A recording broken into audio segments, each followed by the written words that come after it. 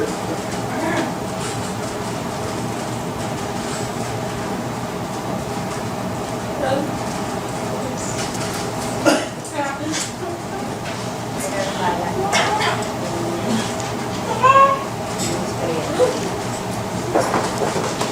good afternoon.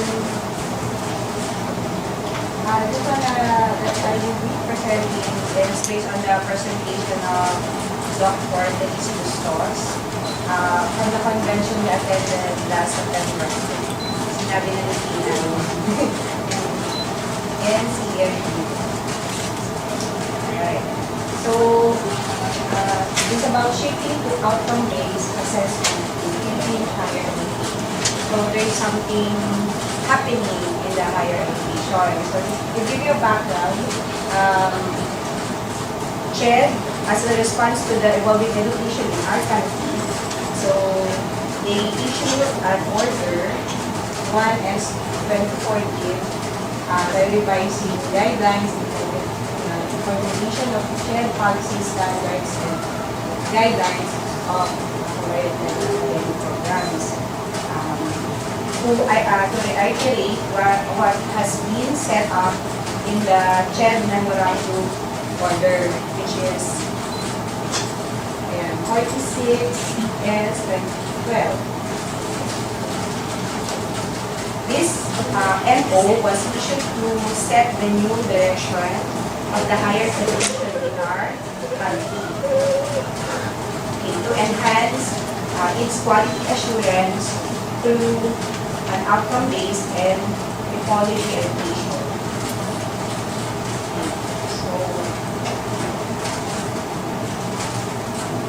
So from that shift of focus, from input to outcomes, with regard to a response to a need for quality. So what quality? Quality of our graduates.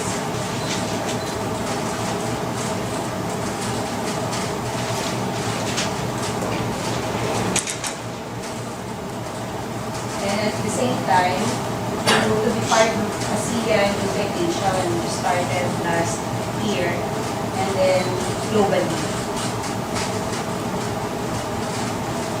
So this is slide of Manzala. So it talks about different group. Okay, which the yellow, the Philippines. Hindi mo kasi yung Philippines. Basta, yung Philippines.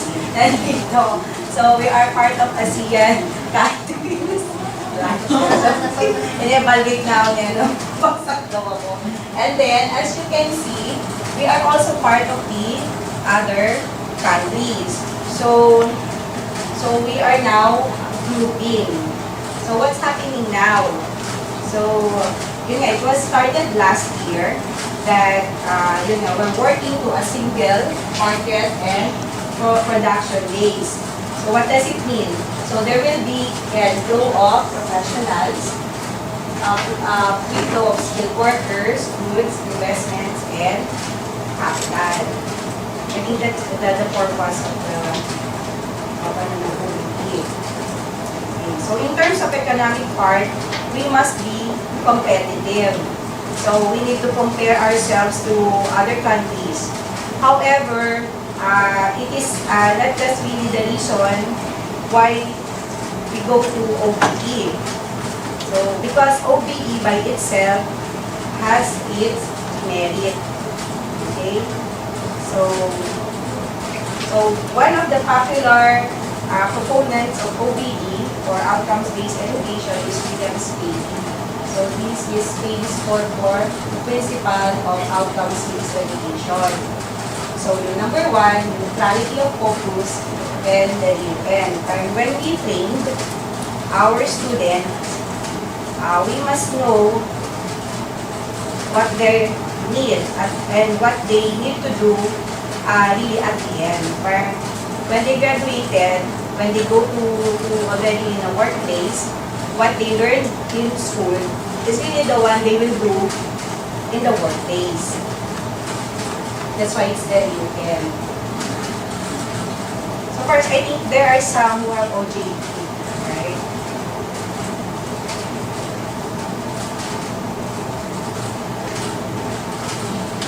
but if it's a course, there are a lot of course, they try to do your real task or activities that will lead them, the things that they really need to do when they will be working.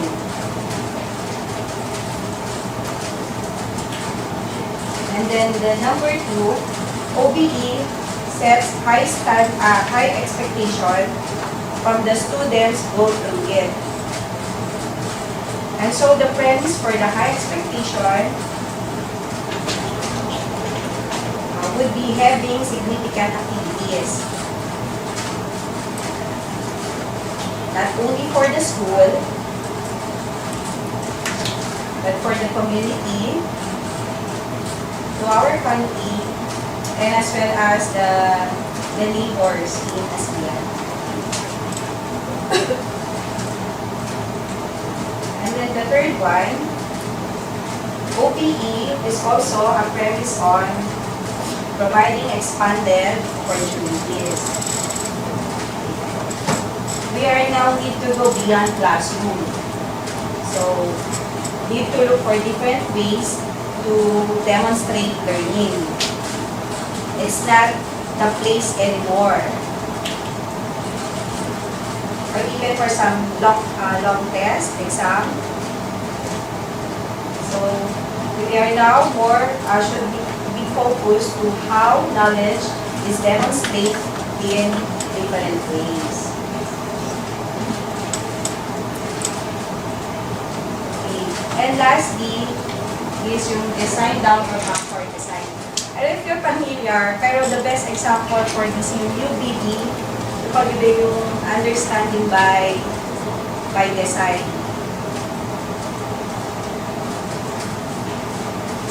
Or they set the goals sa public, or yung before they introduce that.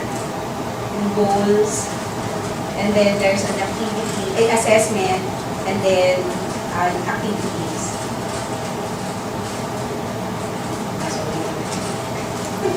Hindi masyado. Pag-ibig yung pagkaibig sa UBD. So that's OBE. And now let's discuss the outcome-based assessment. So this was done in the belief that students must assess based on how they were able to perform real-world tasks. And like what I've said, what they need to do when they will work already. So a demonstration of their meaningful application of their required knowledge and skills in the institution. So that is also called the authentic assessment. And it calls also as performance assessment or performance assessment. So in real.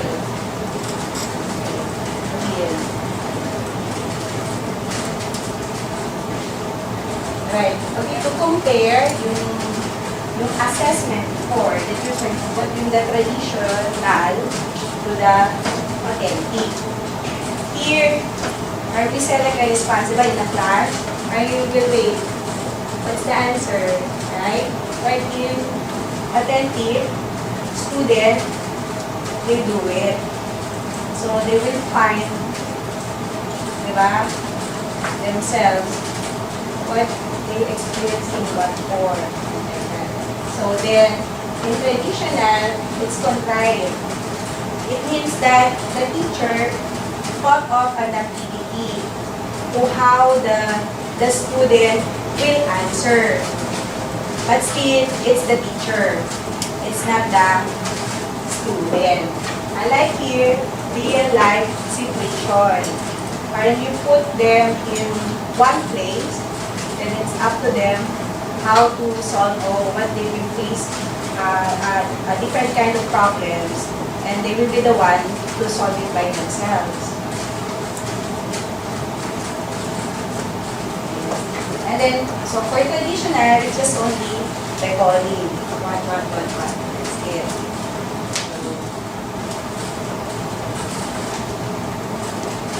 while in attending, they really use it, they apply. So, they will know the importance of the learnings, that what for. So, basically, traditional is, di ba, ay teacher structure. And, of course, pag attending, like student, that's why CSE, student center. And here, indirect evidence. Why indirect evidence? Maybe the student will get, example, parang perfect score. But still, parang there's no evidence that if they work, parang after they graduate, they work, we're not sure if this student will do good in the workplace. Yeah, 100 on the paper, it's an exam.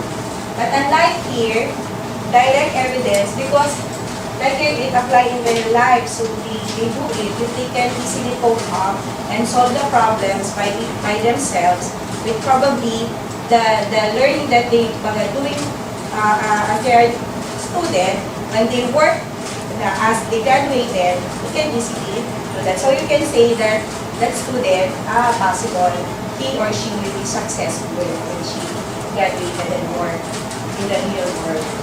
So I think both will do this. So, yung next, I'll just give you yung example. Ito first, yung P. Okay?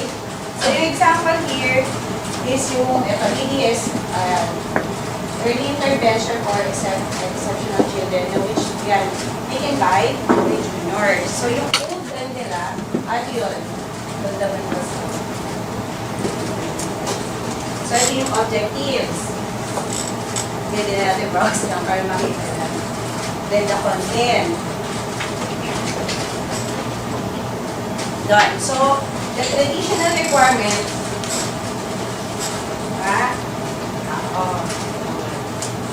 but when they switch, okay, when they switch, so this is the one they do, problem-based. So, I think put the student, yeah, para diba? So, service, learning. Then, like this. So, they really interact directly with the kid. Kasi special o pwede mga students. So, directly, they communicate with this one, with the kid. So, diba? So, while they're studying, they really experiencing the possible work that they will have if they will be graduated. Then next one, collaboration with parents.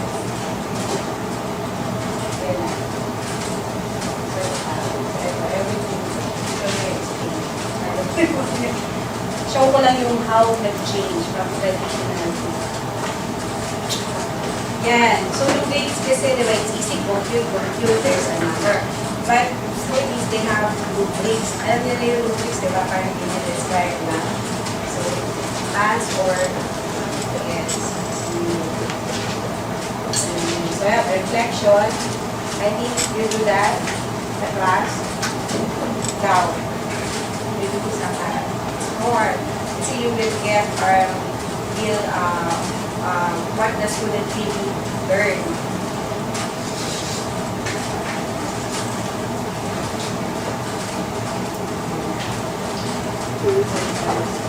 Ayan na, sample lang yan, reflection.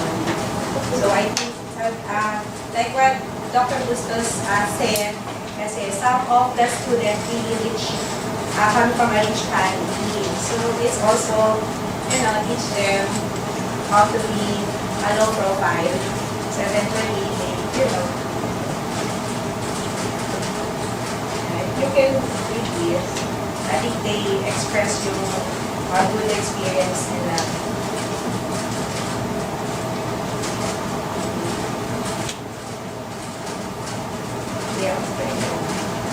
Yeah. All in all, what I teach here. So, my subject is business math. Then, yeah, yan, business world and personal affairs. So, okay. So, it's taken by the first year. So, what I do, I'll show muna yung ano, syllabus.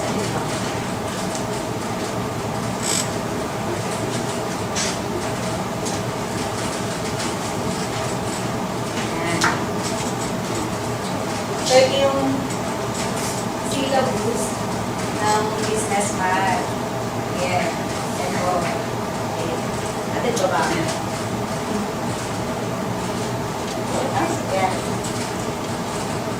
Yung sa grades na. Then, I use pa yung traditional.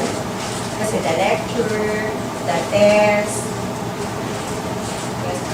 But then, as you say, I put it in here as a project. This is the one I try to put yung real task. That after I lecture, I make sure to find an activities for them to apply it.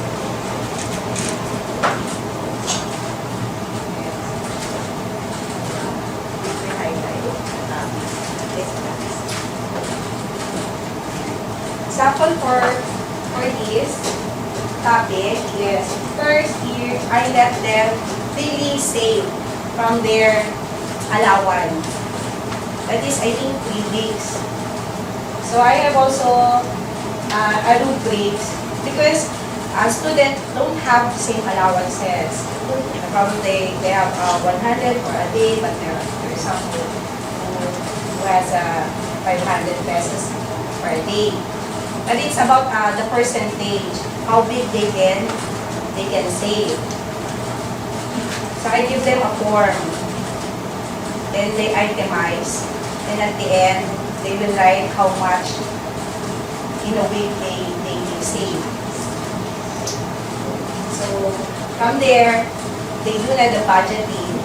Then the same time, they are saving. Then for the next, you do the topic banking.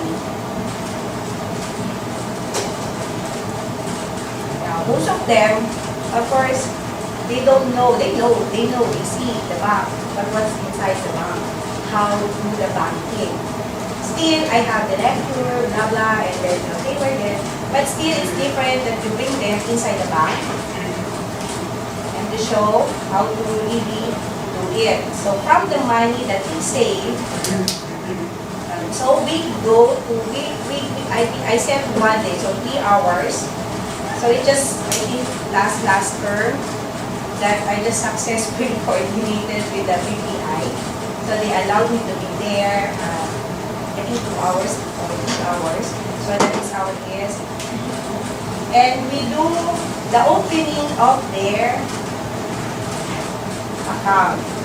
So out of 16 my students, 14 opened their new accounts. So like this, and the teller, the manager, they are very very nice. So I'm the one interpreting from filling up of the forms, how to apply. So we're giving instructions. So they experience. So at least they experience how to fill it up. Some that it seems a test. So so it's hard. So for the first time for them to fill up a form. But later on naman, we guided them one by one. Then, in process, after they fill it up, in process, then until they will be given the ATM, the one they open is for the student. I think there's no maintaining balance. Only if they withdraw or there's a balance inquiry, they will be charged 5 pesos. So that's the package that they get or the account that they get. Okay, so then when they have already the ATM, then they need to make their own PIN, the password. So I was the one in the teller machine, so one by one. So So I give the instruction how, but they do it by themselves. So then, at first, the first time they experience it, they are afraid that the ATM might be eaten by the by the machine. But then later, I left them on their own. Yeah, so they learned it. So some are so happy. So yeah, that's why.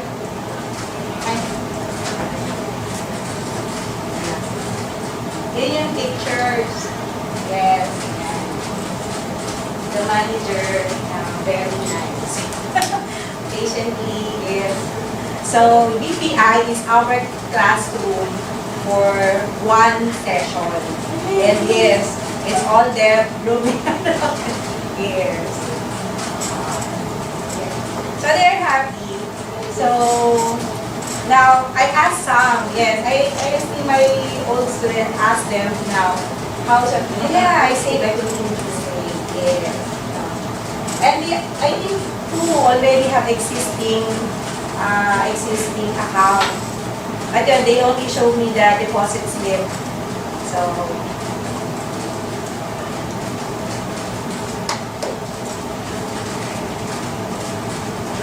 so this part of activity, that is the 30%, I put 30%. Parang equivalent na doon sa midterm tsaka finance. So that's, yeah, it's not really parang OBE, OBA, o yung outcome-based assessment for the whole or the entire curriculum, but some of the topics. So it's still, it's a combination of traditional and OBE. Okay.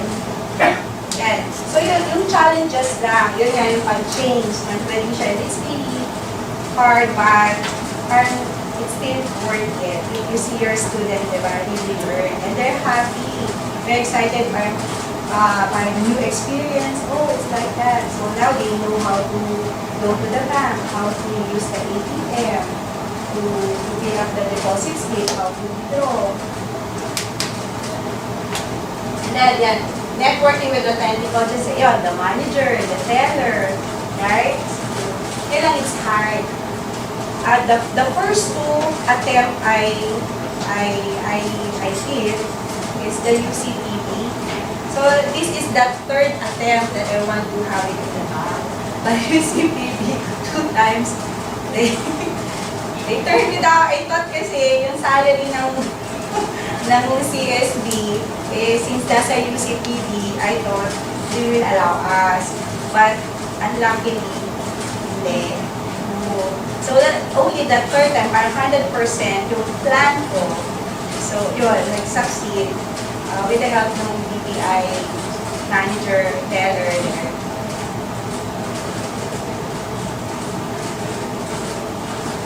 So yun, may method of time din. So madami.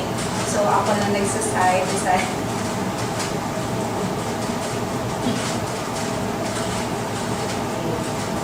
yun lang. Some considerations also, it's important to network with the community and then choose service learning products that will acknowledge significant gap. Diba dito, yun nga, yung communication. But then, I tell the manager, the teller, that fine, you just write or through cellphone. So later on, so yung communication, make easier than ako lang yung nag-interpret ko. Ganyan. Service learning and outcome-based assessment can really na yun. Ayan, professor's time. True. Kasi pag-prepare, yung nagpunta ako, when I go to bank, talk, first teller, then until si manager, I think it's been 2 weeks. Then yung time, trying to coordinate with them. Yung time kasi we try to find yung time na not madaming tao. But still, I try to do so. But yeah, I'm happy sa kayo.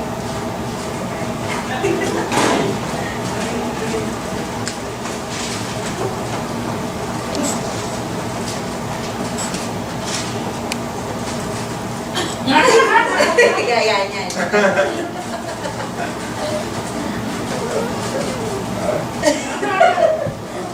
Dismiss pa ako dito.